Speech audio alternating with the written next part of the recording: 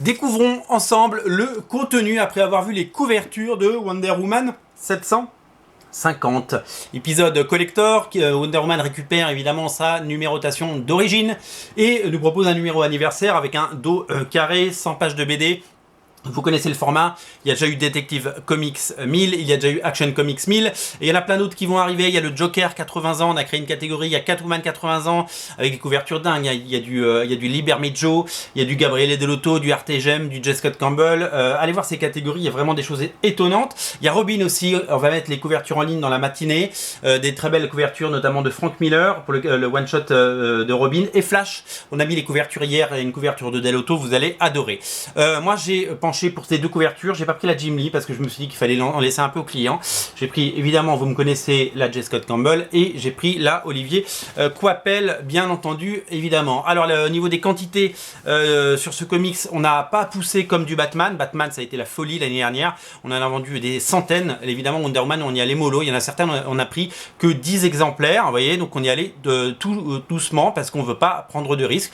Sur les auteurs très connus comme Coipel, Jim Lee et Campbell, on a un tout petit peu plus de quantité, mais vous le savez, l'important c'est de choisir celle que vous voulez. Donc si vous les voulez, tardez pas trop, on va pas faire comme pour Batman, en recommander. On va vraiment y aller tranquille, parce que le but, il est vraiment de faire en sorte que tout parte, voilà, parce que l'économie de tout ça, c'est de tout vendre. Alors, je vous invite à découvrir ce comics qui présente, comme tous les autres, plein d'histoires avec des auteurs, comme la première histoire est dessinée par le fabuleux Jesus Merino. Jesus Merino, qui est Jesus Merino, un dessinateur à part entière depuis des années, qui a longtemps été encreur de Pacheco et qui a développé un style à lui, et un style vraiment séduisant. Voilà, une histoire signée Steve Orlando au scénario. Voilà, on va aller sur la deuxième histoire. Pam pam pam. La deuxième histoire est signée Gail Simon et c'est Colin Doran qui dessine. Colin Doran, ça doit être ça. Voilà.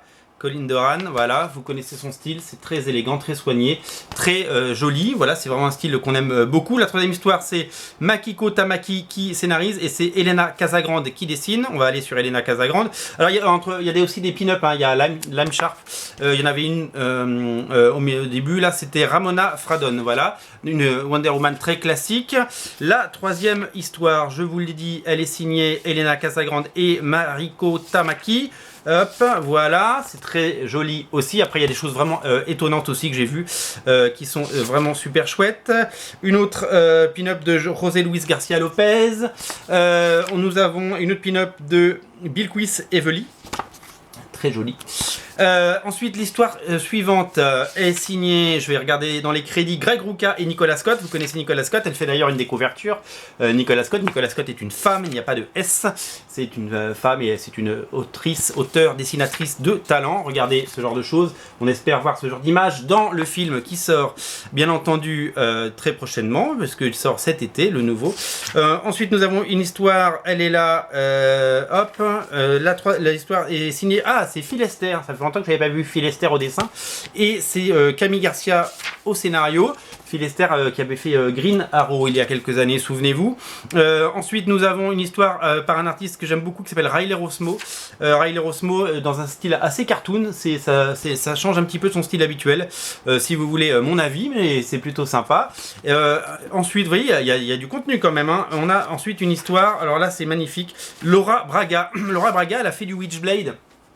Il y a quelques années, et c'est vraiment une artiste qui a développé son talent et qui nous régale depuis des années, et je trouve qu'elle a vraiment un truc. Laura Braga, c'est vraiment une artiste incroyable. Ensuite, nous avons, alors là c'est un gros coup de cœur, une dessinatrice qui s'appelle Amonke